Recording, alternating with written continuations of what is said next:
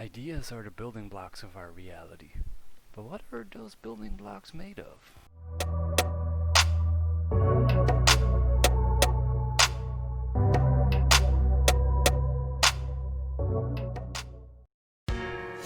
Hello everyone. Today I wanted to talk to you about ideas, words, rebirthing your ideas, and claiming them as your own and unlocking their energy. I hope this video finds you well, and I hope you take some enjoyment and maybe learn a thing or two, spark your own energy. 2020 has been a crazy ride so far, and I hope this puts a little bit of a positive, spark in your mindset. In my short, lengthy life, the recurring theme is the reincarnation of words and ideas. Magically, we exchange ideas amongst ourselves, creating two copies of an original thought, but they're not identical copies. When an idea or a concept is transmitted to a new individual, the idea is reborn. This transmission renders us our first perception, after which many more impressions and our own expressions shape our stance towards this idea. More often this is a subconscious process. Words' meaning get embedded in this way in the societal superstructure of the meaning of the word. This is all fine, especially for functional words, describing object or commonalities. It's very good that we agree on the color blue, or what a table is. These ideas are mostly functional. Our body keeps track of the meaning of the words stored in an internal cloud. In a conversation, we do not wonder about the meaning of individual words. Even when we use the language in our head to talk to ourselves, we seldom question the individual word. Awareness of this process is essential, for it helps us when we want to help ourselves. The language we use to describe the world is essential for our own sense-making of our surrounding.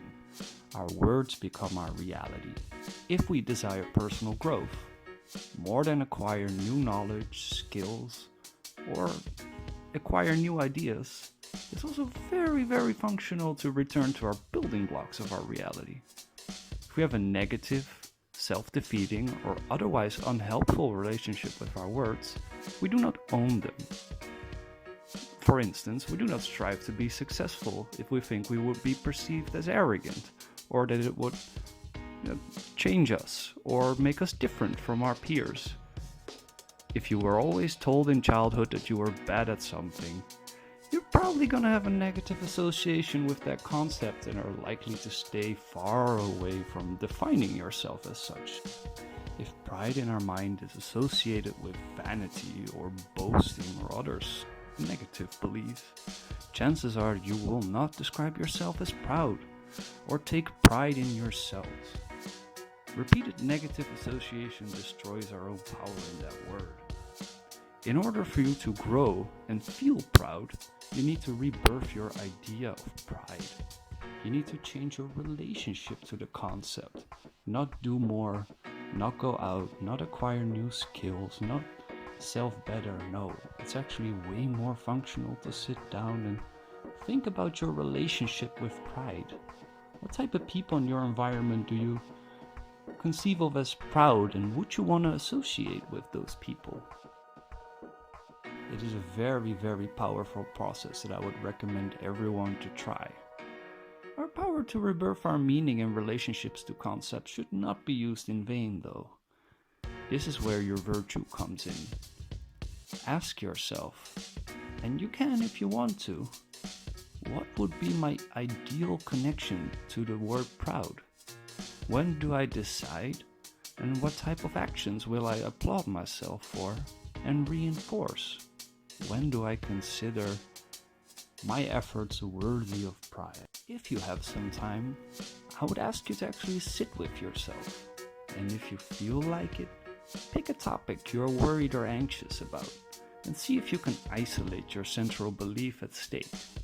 Write it down and rebirth the friction or pain into your own energy. I did this process with the mind map you are currently seeing, and it was very, very helpful to me. So I just wanted to share that with you. how we relate to our concept is how we relate to ourselves.